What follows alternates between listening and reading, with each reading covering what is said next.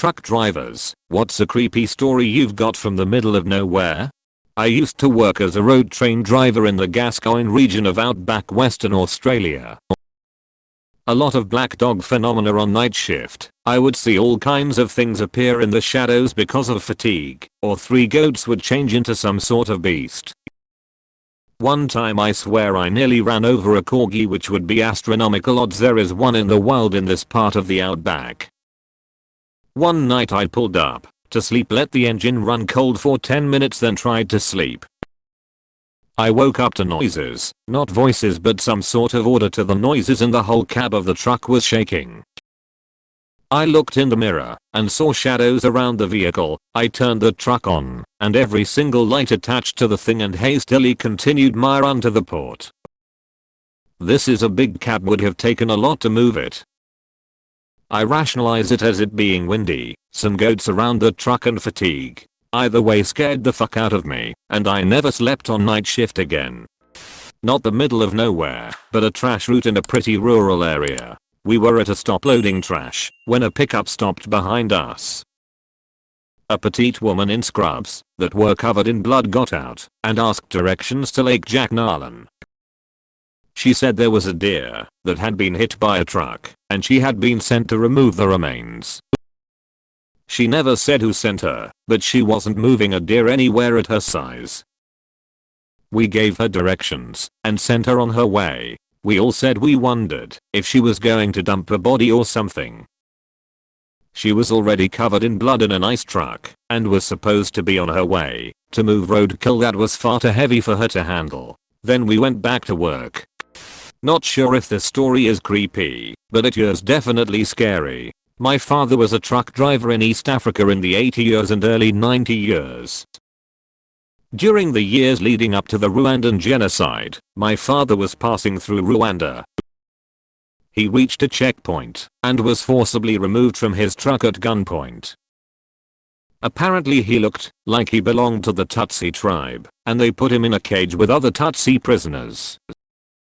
He tried communicating that he understood Rwandan, but no one spoke the same language as him. Every night they would take about 5 people from the cage and slaughter them in front of him. After the 3rd night, he saw a man that spoke a little bit of Swahili, which my dad spoke, and told him that he is not Rwandan, and showed him his ID. Somehow that guy got him out, and he was handed the keys to his truck, and was on his way.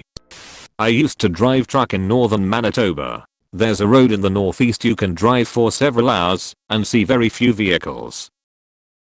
This road is quite flat and straight in stretches. Of course, this is deep in the bush. One day I saw something cross the road in the distance. Very large, easily past the hood on my truck. But not long, like a moose or elk. Just tall. It disappeared into the bush, and as I drove by the spot the hair on the back of my neck stood up. I heard days later a tow truck driver describing on the radio his encounter with a similar creature, only he was much more clear he had spotted Bigfoot. This guy went to some length to explain he didn't want people thinking he was crazy. But he was sure what he saw. I asked an Aboriginal client of mine in a nearby community, and he said the elders spoke of them as commonly the same way they spoke of the other animals. I don't know what I saw that day, but I'm certain it wasn't a bear, moose, deer, or elk. I just don't know what the hell it was. Driving through an abandoned section of Baltimore at 3 in the morning, my CB radio turned itself on and crackled for a bit. Out of nowhere some voice over the radio said in a deep southern drawl, "You ain't got no panties on point ya." I could see up and down the interstate for miles and saw not one set of headlights. Driving through rural NM, Bisty area with the crazy melted rock look. No plants or anything, just rock and sand. Monsoon time, raining cats and dogs just pouring so hard you could barely see going 20 miles per hour. Thunder and lightning just rocking the car, sometimes turning into hail and pounding you. Just a nasty storm. Came around a corner, and the whole countryside legit on fire. Like 20 feet tall flames, hundreds of yards in all directions, while pouring rain at dusk. Just rocks and dirt wildly on fire in the pouring rain. Just slowly drove on. Was totally freaky and surreal. Honestly thought I may have hallucinated it. Check the news. A propane truck slid off the road going way too fast and apparently busted open pretty violently and lit on fire. Never saw the truck. Must have been behind something. Felt a bit bad after about not stopping. A good buddy of mine is a long haul trucker for my company. A few months ago, he woke up in a parking lot surrounded by police. Some dude had gotten shot and dumped 15 feet from his truck. Not a truck driver, but I have one weird story from when I was a kid. My parents always took us on long road trips every summer and my dad liked to take meandering routes through rural towns to see all the tourist traps. One trip, we passed through a little town in Illinois, the kind you miss if you sneeze. This one had mannequins. Every house and business was only populated by mannequins. I don't yet remember seeing any people. Everything looked maintained and clean, so someone was at least caring for the place. There weren't yet any signs or anything indicating it was for tourists. Just a convenience store / bait shop with a sign reading "You eat here. Get worms yeah." Edit. Thanks you / Game and a Tepcut for doing the legwork to get a detailed answer. Not exactly creepy but definitely terrifying. My father was a truck driver, and he was driving through a smaller town in Northern California hauling tomatoes. Suddenly he got incredibly tired. Wasn't yet low on sleep or deprived at all but ended up passing out at the wheel. Last thing he saw was the light of the town in front of him. He woke up about 2 hours later on the other side of town, perfectly parked on the side of the road. He swears something was looking out for him that night. Driving through a national park in the middle of the night going through a slow stretch at about 30 km/h. Every so often I think I see something out the window and beside me. Just a glimpse of movement. When I rock though I don't catch it. Finally on about the third time I whip my head around, and this time I recognize it's a huge black wolf following alongside my truck just off the highway. I only saw it for a few seconds before I had to focus back on the road, but it was absolutely lovely yet unsettling. Driving home through what could be considered the outskirts of town, a young woman ran through the street waving at me and yelling something. She was wearing nothing but a t-shirt and panties. There's a lot of homeless people in that area, and a lot of meth in my town, so I just kept going. It's fairly common for women to flag a car down and distract them while a bunch of guys scramble out of the bushes to fuck you up and take your car. About a mile down the road I realized she didn't really look homeless. I felt guilty for not stopping, and the ethical thing to do was risk the carjacking for the possibility the woman was in danger.